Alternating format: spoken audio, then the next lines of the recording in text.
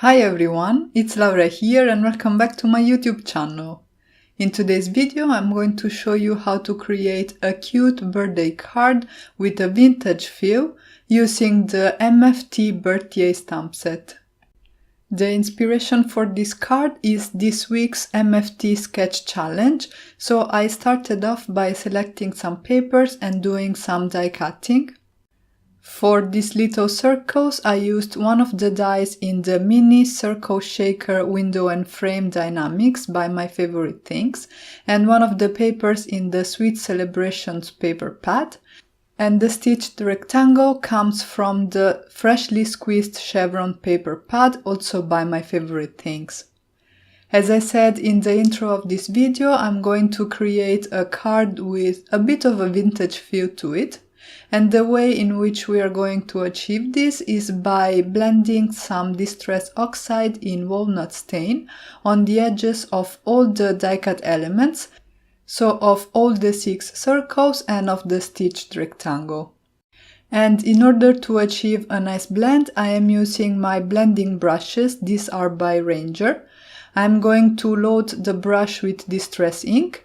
I'm going to dab the excess on my glass mat, and then I'm going to blend my way from the outside towards the edges of my panel, and this way I don't put down too much ink at once and I get this nice and soft result.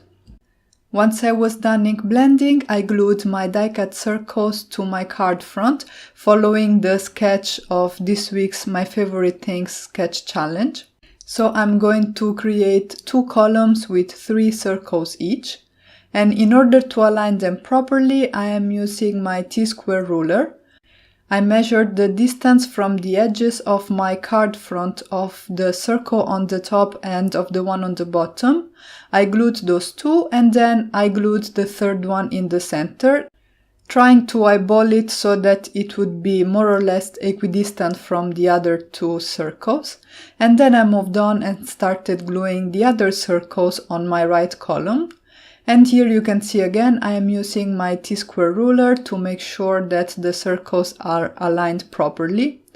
And the fact that I am using liquid glue also is helpful because it gives me a little bit of time to adjust the position of the circles before they are glued down permanently. And I am gluing down the circles on the card front, making sure that the lines on the pattern are not parallel between different circles, so that they are all sort of rotated with respect to each other, and this creates some movement on the card front. At this point, it was time to work on my images, and in order to contribute to this vintage feel, I am going to stamp my images with brown ink. This is Memento ink in Rich Cocoa, and the images I am using today are from the My Favorite Things Birth-Yay stamp set. So I stamped the main image and then also all the smaller images in the set, because I will use them to decorate my card front. For the coloring, I decided to use Spectrum Noir markers, and I am going to show you the coloring for this larger image here, but I will skip the coloring for the smaller ones, otherwise this video will be way too long.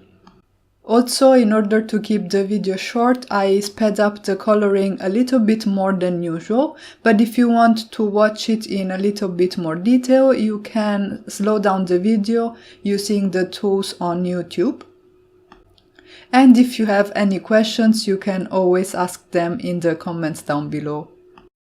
For the rhino, I used some warm grays, so I started by laying down my shadows with my BG7 marker.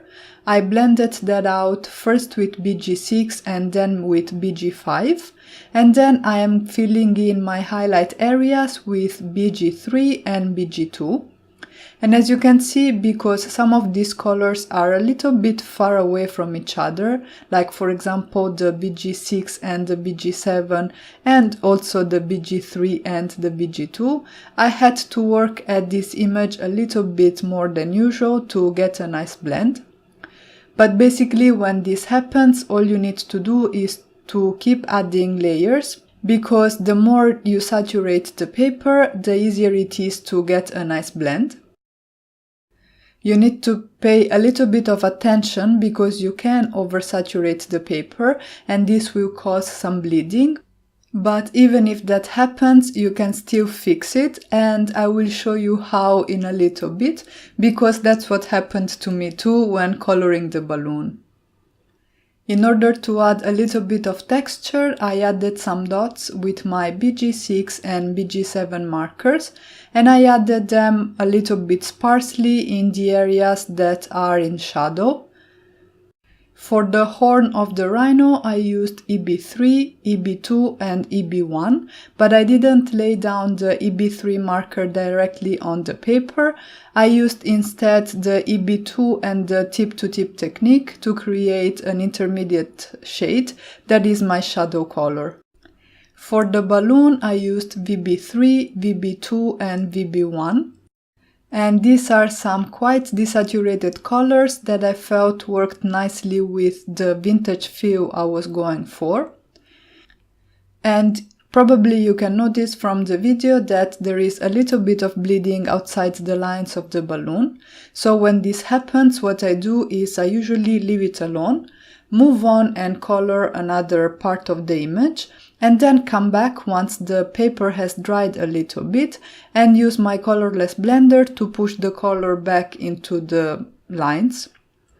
And I find that it is better to wait for your markers to dry before going in with the blender, because if you don't, what's going to happen is that your markers are just going to keep bleeding into the areas where you put down your colorless blender, and so rather than fixing the mistake, you're making it worse. The oranges I used for the hat of the rhino are BO4, BO2 and BO1. And for the body of the monkey, I'm using MB4, MB3 and MB1. I am adding all the shadows as if the light was coming from the top left of the screen, so that my darkest areas are the ones on the right and lower portions of the images. And as you can see, you can also go back in with your colorless blender once it has dried after the first application to sort of try and keep pushing the color back into the contours of the image. For the face and the belly of the monkey, I used TB3, TB2 and TB1. And then I moved on and started coloring this cute turtle. And here I'm going to list and tell you the colors I wish I had used and that I used on the other turtle that you will see later on in the card. Because here I started with my YG3 markers, but then I didn't like the fact that I wasn't getting a lot of contrast, so I started adding different types of greens, and in the end I added quite a few layers, which are not really necessary for such a small image, but were just my attempt to get the type of green that I wanted. So for your own card, if you ever decide to reproduce this one, I would suggest that you use CG4, CG2 and CG1. And if you are a little bit crazy about coloring like I am, you can glaze that with YG3, YG2 and YG1, but you can also leave it at that. I think it will look really nice as well. For the shell of the turtle, I used DG4, DG3 and DG2. And also here, as you can see, I am adding several layers and trying to saturate the paper so that I can blend these colors nicely. So you can see that with a little bit of work and a few layers, you can blend together even markers that are quite far apart from each other.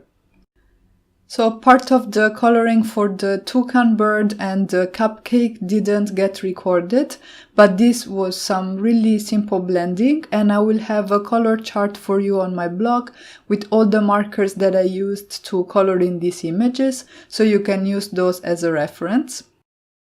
And please do let me know if you find those charts useful, because I'll be happy to keep doing them if that's the case. And also, since we are here, I would like to mention that I have a new feature on my Pinterest page where I'm sharing color combinations. So like color inspiration based on the palettes that I have for my cards. So make sure to check that out and to follow me on Pinterest if this is something that's interesting for you, because that's some exclusive content just for my Pinterest profile. Once I was done coloring my images, I fussy cut them with my scissors. The set does come with coordinating dies, and quite frankly, while I was cutting all these images, I wish I had purchased it. Anyway, I will link it in the blog post that you will find linked in the description box down below, together with all the supplies that I used for today's card. And what I'm doing right now is I am blending my Distress Oxide in Walnut stain only on the edges of the image, so that I sort of continue that vintage feel on the images as well. And then I could go ahead and start assembling my card. In order to ground my images a little bit, I drew in some drop shadows with my BG5 marker, and then I blended them out with my colorless blender. Here I'm just darkening them up and fixing the shape a little bit. And this way the animals don't just look like they're floating around. I'm going to glue this adorable little monkey to the bottom right of the card, right next to the rhino. I'm going to fix the drop shadow for that too, first going in with the BG5 marker and then blending that out with the colorless blender. And then I'm going to use the rest of the smaller images to decorate the card front, and I'm basically using them to fill in the circles, making sure to leave the one on the top right free, because that's where my sentiment will go. To create a banner for my sentiment, I die cut some white cardstock. This is the same Neenah Solar White 110 pounds cardstock that I used for my images, and I die cut it with one of the dies in the Blueprint 27 Die-namics. I stamped the sentiment from the Birth-Yay stamp set with Memento dewdrops in rich cocoa, which is again the same ink that I used for my images, and then I die cut the banner again to trim it down to size so that it would fit nicely on my card front. And to tie it in with the rest of the card, I blended again some Distress Oxide in Walnut stain on the edges of the banner. I glued it to my card front with Nouveau Deluxe adhesive, and then I mounted my card front on an A2 top folding card base. So this is some heavyweight white cardstock cut at 4 1/4 by 11 inches and scored at 5 1/2 inches. And because I had a couple of leftover images, I used them to decorate the inside of the card too. And to complete it, I also stamped another sentiment, again with Memento dewdrops in rich cocoa. And as you can see, there is still plenty of space to write a personalized message on the inside of the card. And here is the finished result. I really love this vintage feel, and I think it makes this card really great for a boy. And let me know in the comments below who you would give this card to. And that's it for today. If you guys enjoyed this video, please let me know in the comments below, give it a thumbs up, and consider subscribing to my channel. You can visit my blog for the full list of supplies, and I'll catch you guys soon with the next one. Ciao!